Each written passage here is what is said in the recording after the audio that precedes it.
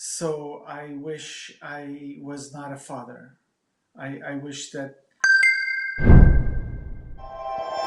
はい、100バナカフェ始まりました。乾杯と思いきや、今日はいつものね、椿ちゃんという相棒がいないんですよ。そう。というのもですね、この100バナカフェでは、毎回ゲストさんをお呼びして、その方の人生とかね、家族というのを特にテーマにしてお届けしたいなと思っています。なんか、どんな名前がいいかな？ 100 の木とかね、100の木、100の家族、100の家族にしようかな。100の家族第1号ということで、今回はですね、子供なんて欲しくなかったというラディさんが登場してくださいます。それでは、乾杯。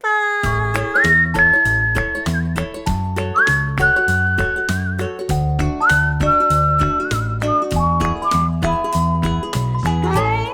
hello, Yuki-san. Thank you for coming here. It's my pleasure. Thank you for having me. So let's get started. I would like to talk about what you said the other day. So you never wish to have children.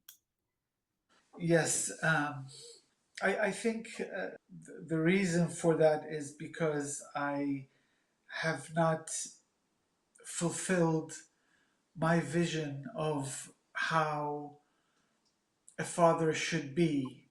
Before I was a father, I was imagining what a father would be able to contribute and would be able to do, and I was unable to do that. So I felt unqualified, or I felt like a failure. So I wish I was not a father. I wish that, I would have had much more peace had I been not a father. Since when do you have that feelings? I think it started when my marriage broke up. Even before it broke up, as my marriage was on the rocks, it was dysfunctional, and that caused stress in the house, and there was not this harmony, and the home was not a safe place. It was not a healthy place to nurture children. So it started, I guess, when my kids were, um, toddlers. When my marriage started suffering, that's when I started feeling inadequate.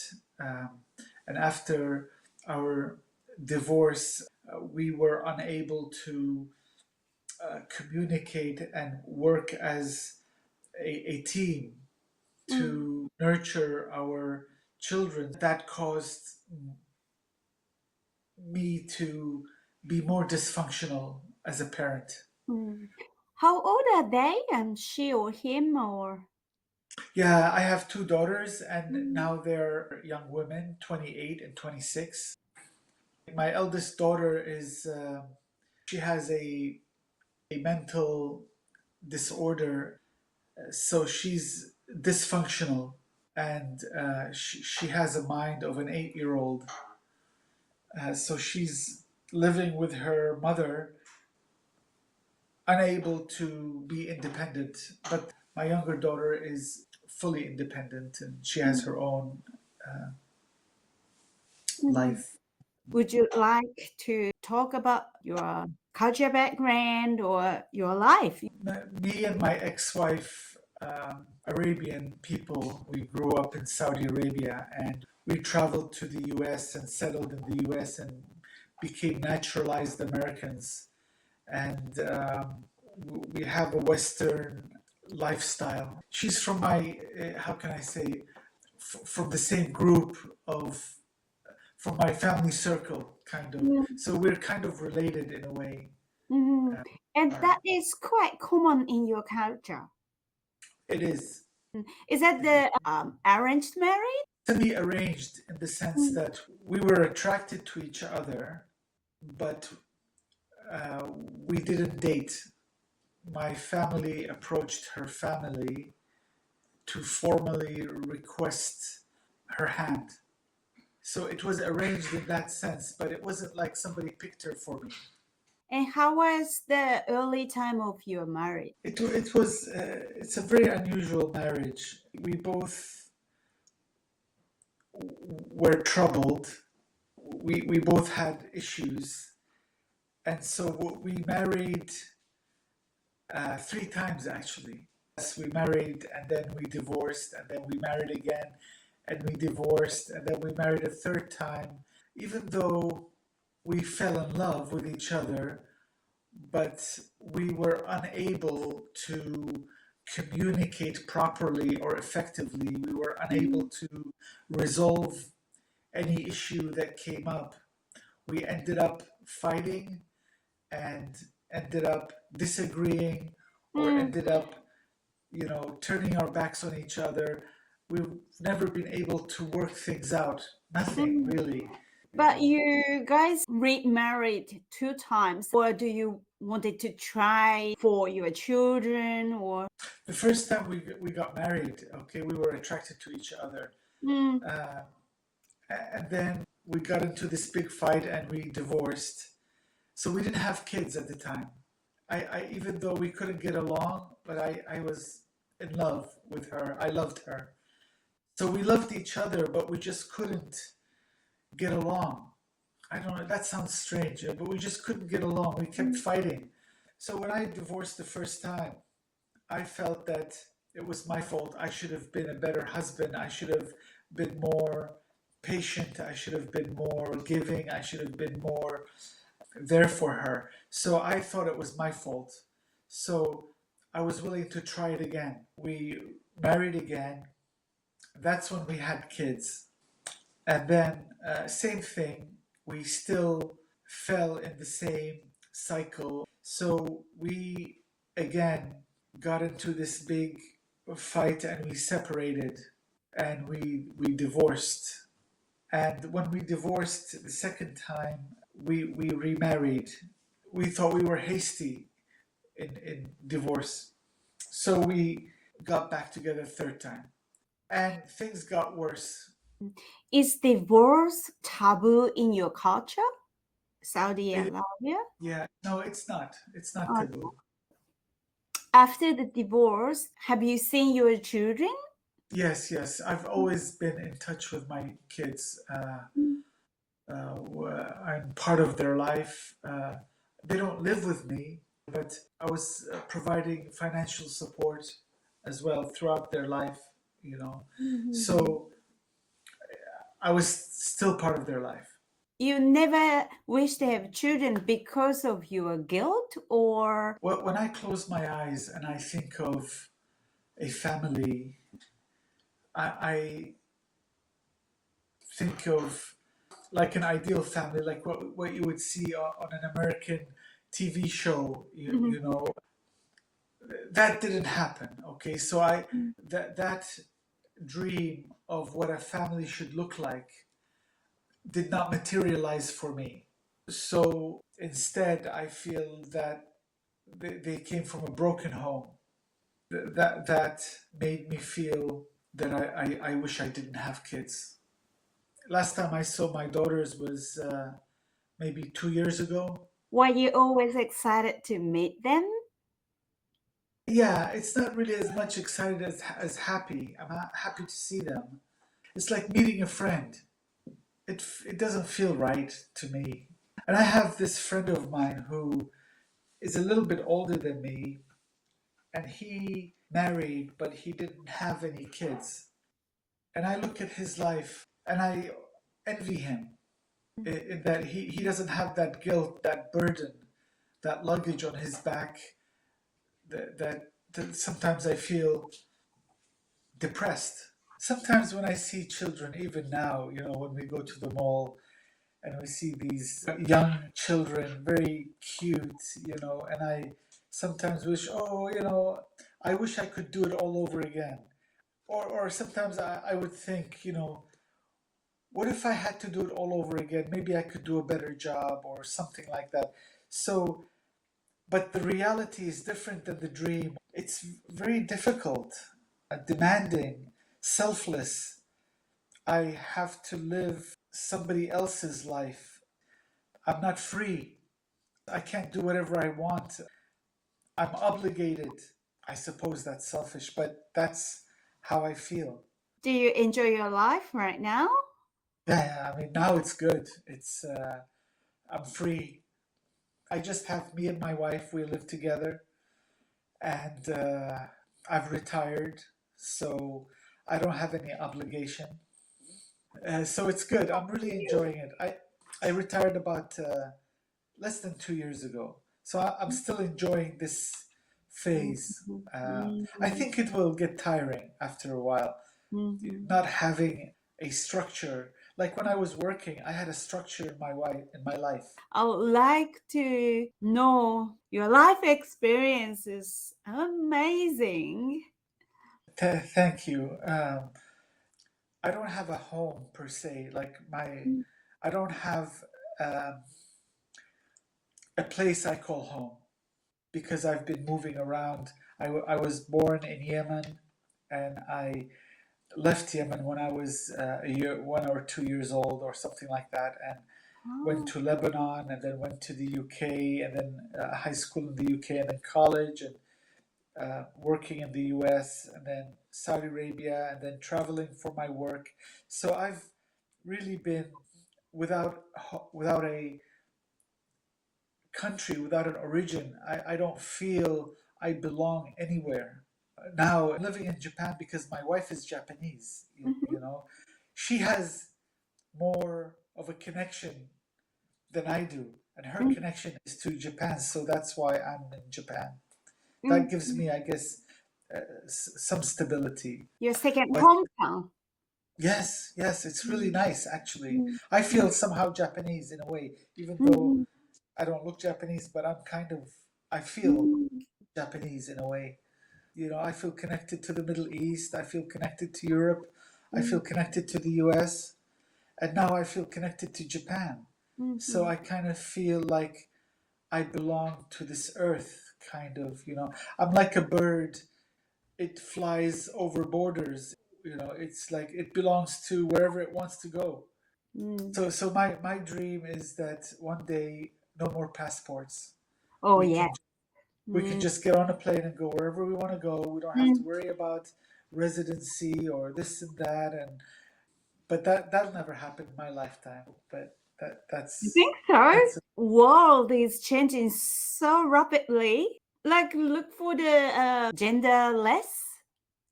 yeah, that's weird. I still haven't wrapped my head around it yet.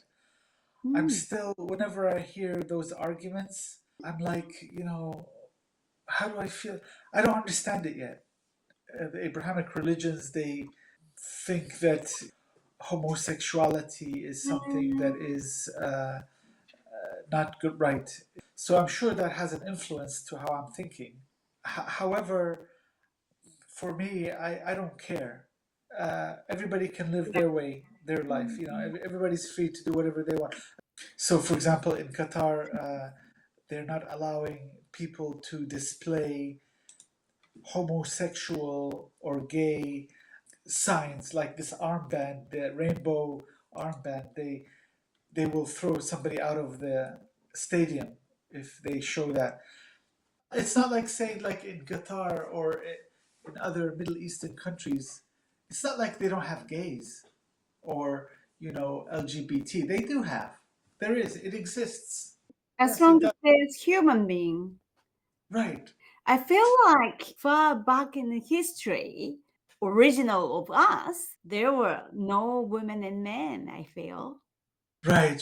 Actually, that's interesting. Actually, Yuki-san, you've given me a few ideas. You've planted some seeds in my head. The one seed you planted in my head the other day, I still think about it, is we choose our parents. I strongly believe so. And that's a very interesting concept that actually makes me feel good because I feel like my daughters chose me.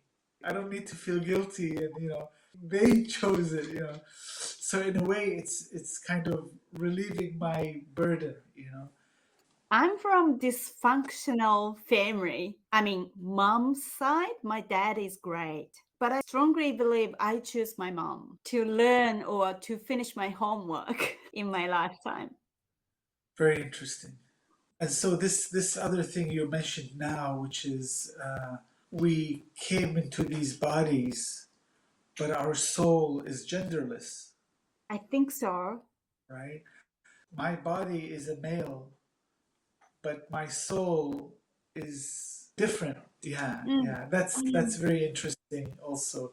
So when I pass away, when I go to the next phase, I'm no longer with a gender. I feel so. I don't know. Back that time, we don't even need to choose particular one partner to have children or something. We have to learn to grow up ourselves through the relationships and family and stuff. That's why somehow this kind of concept came in.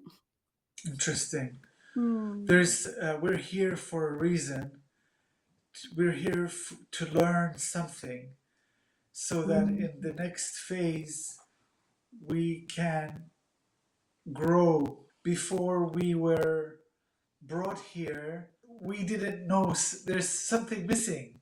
What is the definition of happiness for you? Very difficult question. I don't know how to answer it. It's a big I, question.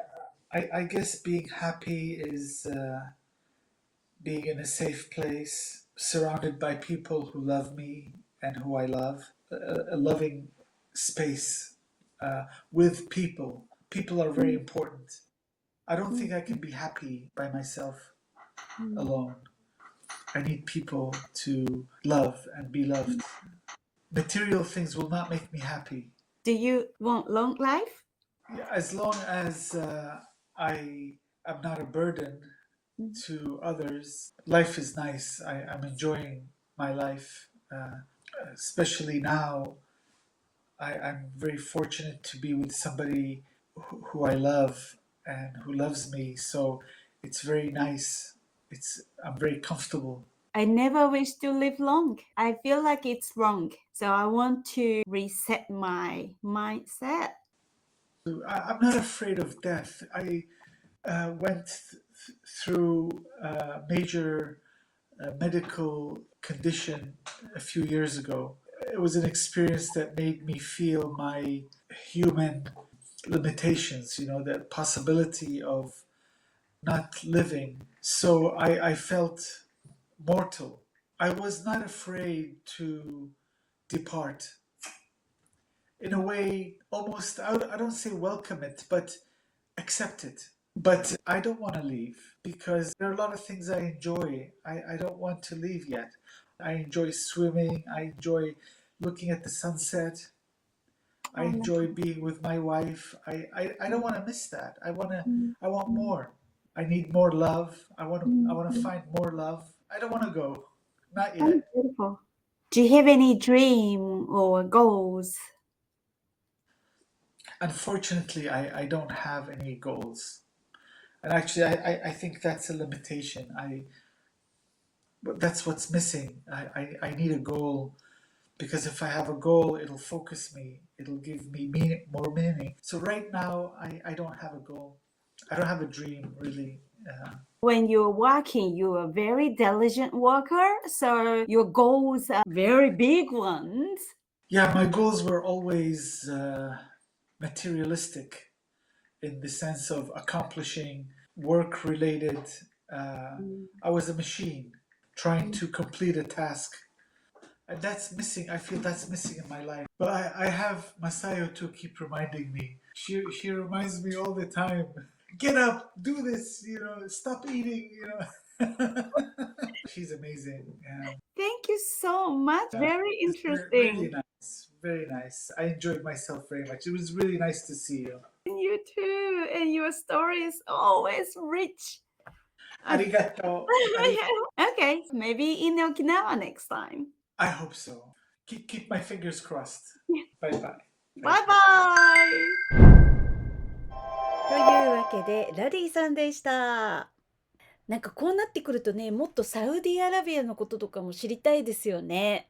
何を聞いても正直に答えてくれるんですよね。自分に嘘のないスタイルっていうか、ちょっとこれ英語圏ではタブーなんじゃないのっていうことまでいろいろとお話ししてくれました。同じ人と結婚して離婚して結婚して離婚してなんていうところも逆に潔いっていうか、人がどう思うじゃなくて自分に正直に生きてる方なんだなって思いました。で、それを自分の口で言えちゃうっていうところもきっとね、いろんなことがあった今、自分の人生どうって聞かれた時に、楽しいよ、最高だよって言える秘訣なのかなって思いました。でね、また奥さんがね、ファンキーな方なんですよ。すごい気さくでね、心ある人で、そんな2人がね、楽しく過ごしてるんだろうなと思ってね、さらに愛おしく感じました。ということでですね、これから100バナカフェではいろんなゲストの方をお呼びして、特に家族についてお話しいただこうかなと思ってるんです。ラディさんもおっしゃってましたけれども、テレビとかだとね、家族っていいところしか見せないじゃないですか。そうするとね、いい家族の方はいいんですけれども、私のようなね、しっちゃかめちゃかの家族出身だと、結構それ、眩しすぎたりもしますよね。なんで、もちろん眩しい家族の方にも出ていただきたいですし、いろんな家族のスタイルっていうのを聞いてみたいなと思います。ご視聴ありがとうございます。そして我こそはという方はね、ぜひ100バナカフェ参加してみてください。じゃあね、バイバーイ。